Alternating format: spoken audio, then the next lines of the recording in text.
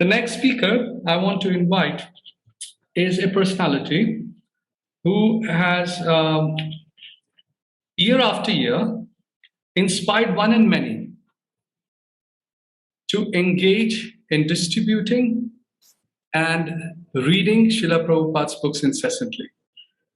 His Grace Vaisesika Prabhu. Prabhu, please accept my humble obeisances.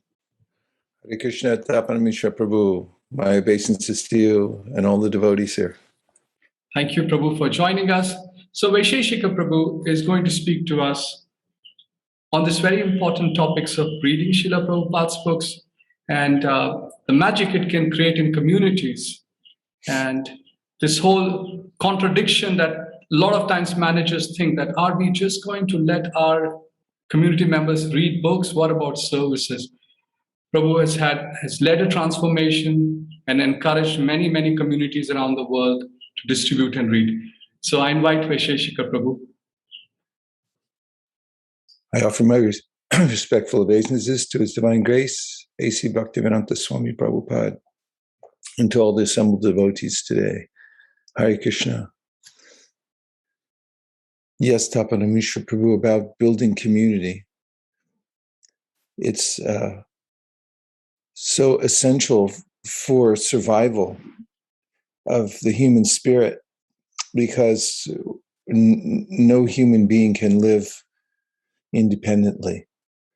We have to have exchange, human exchange with others. Therefore, I saw during the pandemic that as soon as people came out of being locked down, they wanted to go back to the restaurants and eat together, drink together, go to movies, talk, get into groups. But they have nothing to talk about that's progressive as far as the human spirit goes. They just talk about politics and sports and so forth. So in the same way, when somebody comes to Krishna consciousness, he or she needs to have community to survive.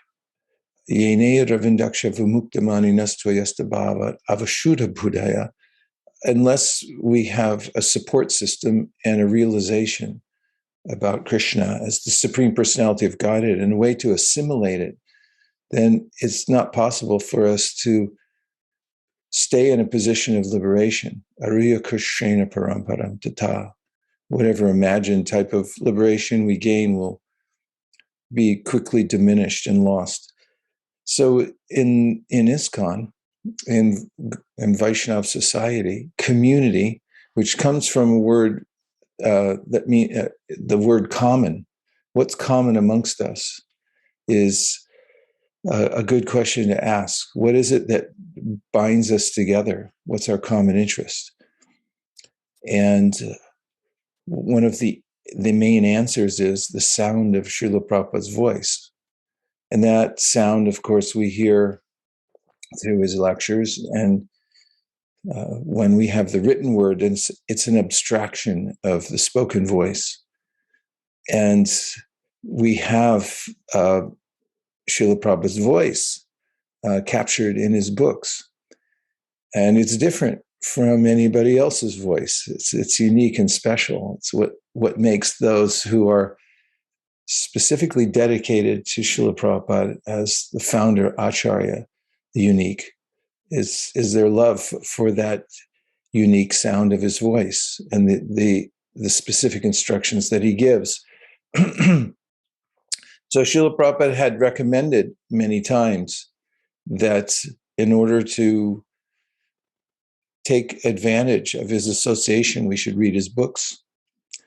That there's a quote that I'd like to bring in from the Srimad Bhagavatam 10:13-54. As you all know, that's the last chapter that he translated or commentated upon in the Srimad Bhagavatam. And he says the following in a purport. In that purport, 10:13-54, we should discuss Srimad Bhagavatam daily as much as possible. And then everything will be clarified. For Bhagavatam is the essence of all Vedic literature. Nagama kalpataror kalitam palam. It was written by Vyasadeva, Mahamuni Krite, when he was self-realized. Thus, the more we read Srimad Bhagavatam, the more its knowledge becomes clear. Each and every verse is transcendental. So this is a clue to how to have community. To be in common is to hear Srila Prabhupada's voice and to discuss amongst us the Srimad Bhagavatam. I have a little testing ground here for community because we started from scratch. Here at scratch means we started fresh. It's a new community here at ISKCON of Silicon Valley. The principles I've seen applied elsewhere are equally as effective. But our community at ISV, in which we've had a modicum of success, has been founded around the principle that although people may be very busy, and in our community, everybody works, maintains families and so forth, and therefore it's not that they can be front and center all the time. Sri Chaitanya Mahaprabhu had given 5 processes that are so powerful, he said, that even if one has a little contact with them, he said the power of these 5 principles is very wonderful and difficult to understand. Even without faith in them, a person who is offenseless can awaken his dormant love of Krishna simply by being a little connected with them. So a community can be built. We can build communities by making sure that the members, how many there are connected with these 5 principles. And among them are hearing Srimad Bhagavatam and associating with devotees. So if you take these 2, and of course all of them are important, chanting the holy name, worshiping the deity, residing in a holy place like Mathura, together in these 5, even with a little contact with them, the members of the community will be successful.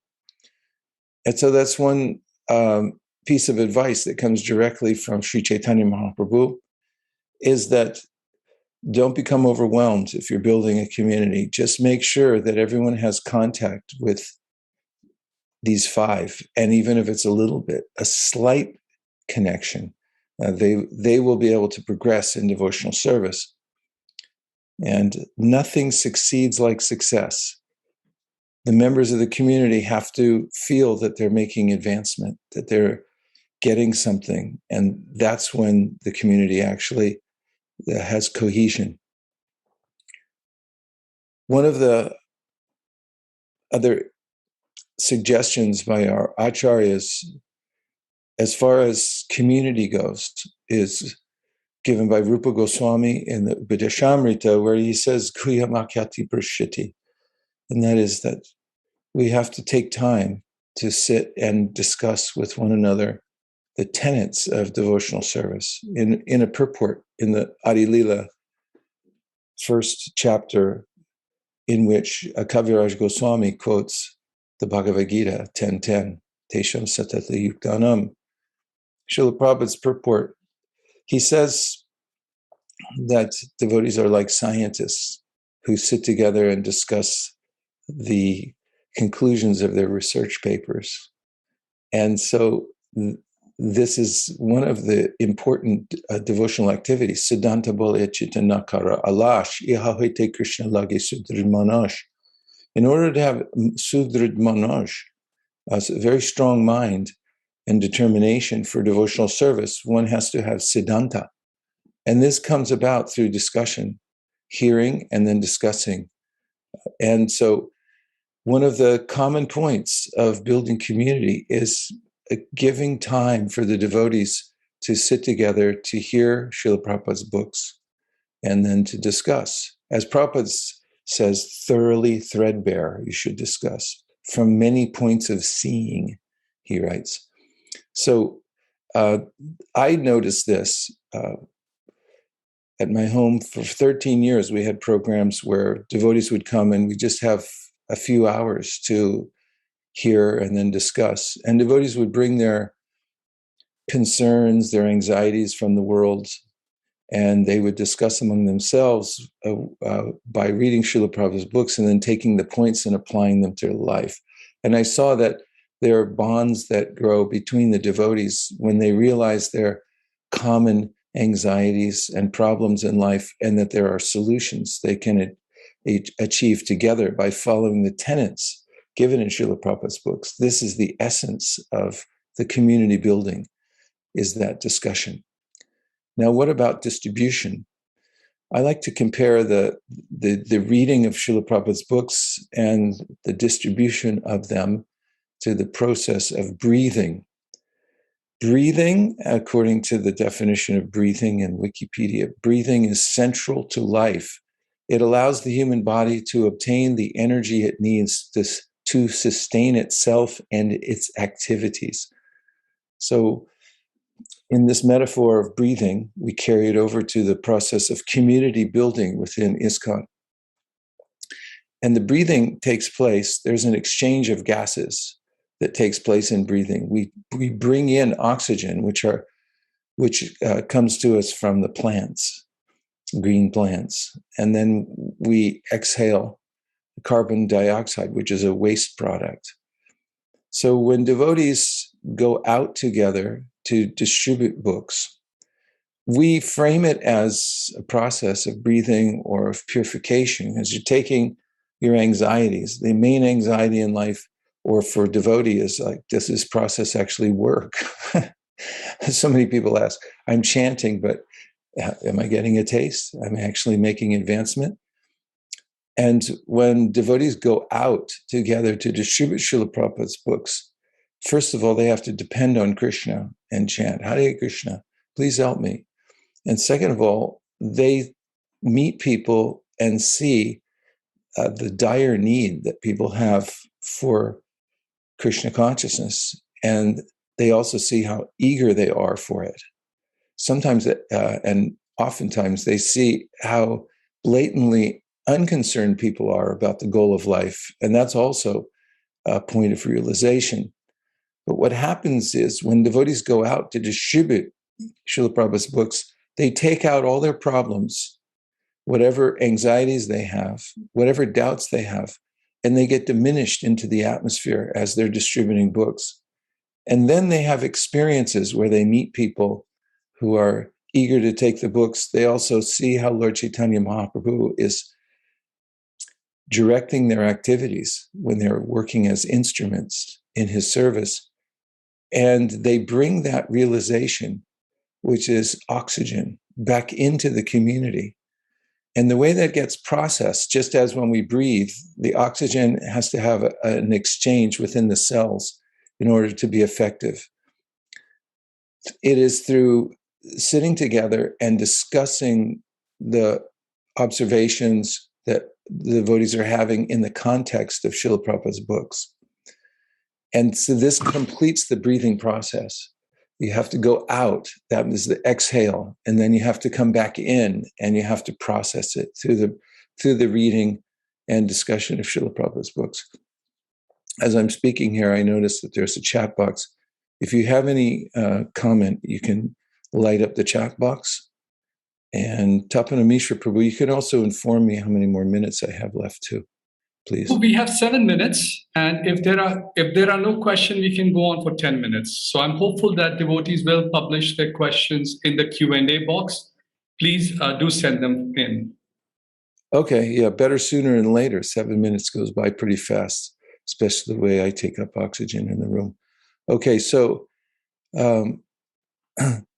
community means common. The sound of Prabhupada's voice is the common principle around which we cohese. And the breathing process is to go out, distribute Srila Prabhupada's books, come back in, and discuss our realizations. And in that way, we form a nucleus or a process that is sustaining in an organization. And it's simple, but it's extremely profound. So I've noticed that when we make time for devotees to sit and hear and chant together, then everybody in the community starts to get accustomed to that process. If the classes get a little longer, then the devotees start getting accustomed to having longer classes where they can sit and discuss.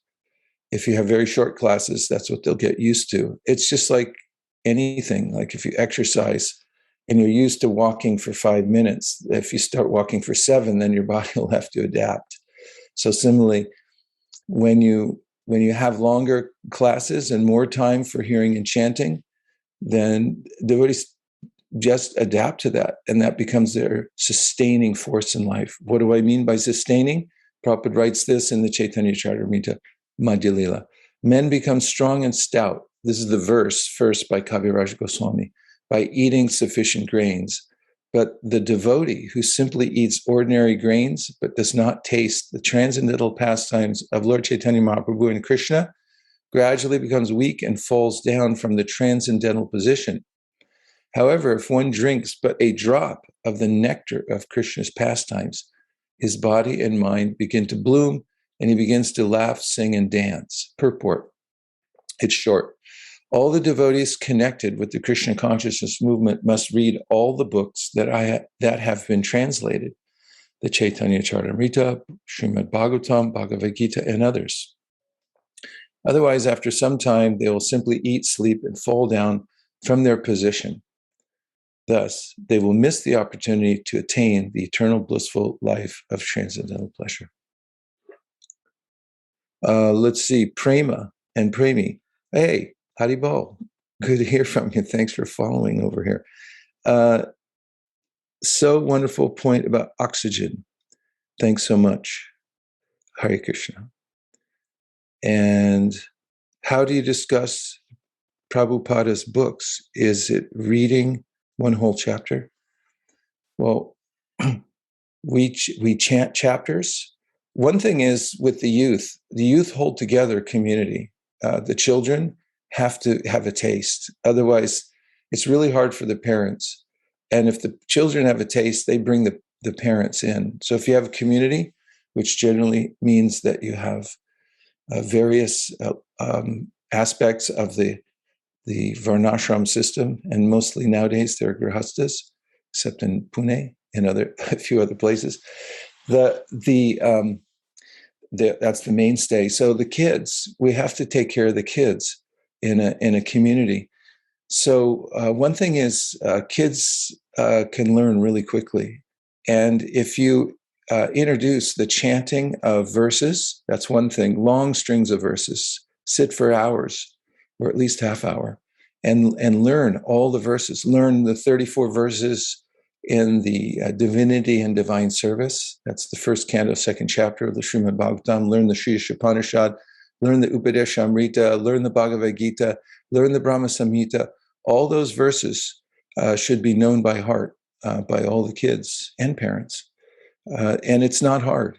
It's just a matter of integrating it into the system. It becomes the life breath of the community. When everyone learns to chant all these verses together and starts to know them and taste them, then they relish it again and again. And then, let's see, your question is by reading one whole chapter.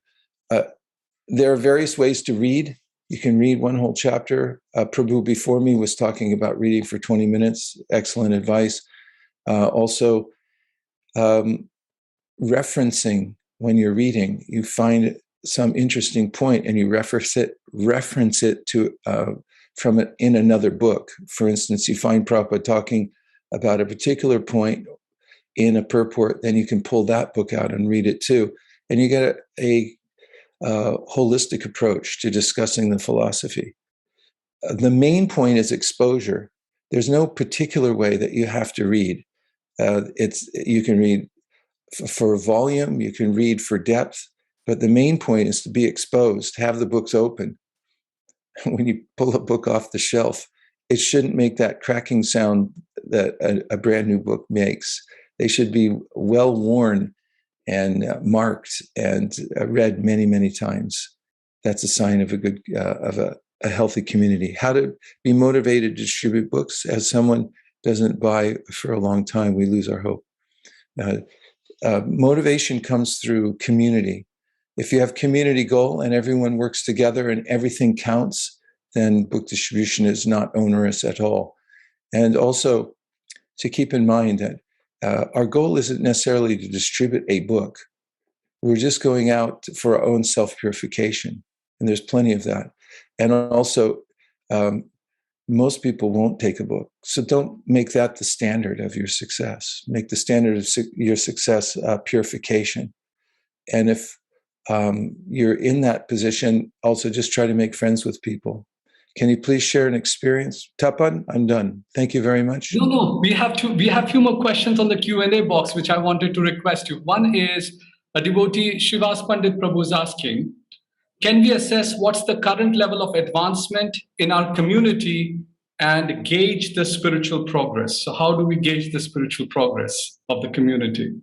Well, one standard Jiva Goswami points out in his Sandarbha is that there's a direct correlation for how much taste one has for hearing and chanting with one's advancement in Krishna consciousness. So one of the ways, there are many, but one of the ways to judge, to gauge, is to see how eager devotees are, that is young and old, to sit and listen. Are they enthralled by hearing and discussing the philosophy of Krishna consciousness? If so, you have health in your community. Thank you. Next question. Can you please share an experience of how reading daily enhanced one's spiritual life? Any experience to motivate one's reading daily without fail? Well, I could tell my own. I'm always full of anxiety because of the conditions of life.